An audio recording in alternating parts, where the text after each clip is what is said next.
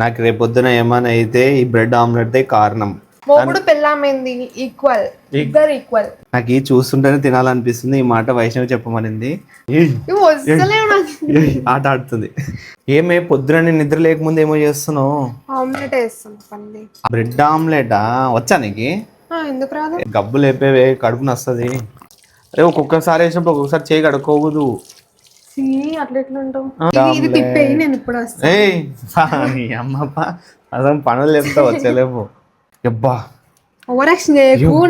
అంతా ఏంది? ఆమ్లెటే లేదేడా లో ప్యాచ్ చేయాలి, ఇట్లా ప్యాచ్ చేయాలి. అది నాకు ఎందుకో భయం అవుతుంది. నాకు రేపొద్దున ఏమైనా అయితే ఈ బ్రెడ్ ఆమ్లెట్ దే కారణం. పన్నులు తింటావు చెప్తున్నా.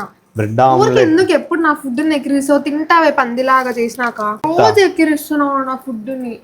బయట తిని బాగుందా? ఉప్పు ఉండదు, కారం ఉండదు, మసాలా ఉండదు. అందుకే నీకు ఒకసారి చెయ్యని చెప్తున్నా, నన్ను ఎక్కిరియకుండా. ఇది అక్కట అతుక్కుపోతూనే ఉంటది ఊరికే. చేయనీకి రా అని చెప్పి అతుకపోతుంటది అంటావు మస్తంగా. ఏ కాలుతుంది అమ్మా. బాగా చెయ్యి. ఏమి చేసుకో చేసుకో. కాలు మాడిపోతుంది. నీకే పెడదా మాడిపోతే. మొమ్మకి తిండి పెట్టాలన్న ఆలోచన కూడా ఉండదు. ఎక్కువ మాట్లాడకూడదు, పెట్టినే తినాలా.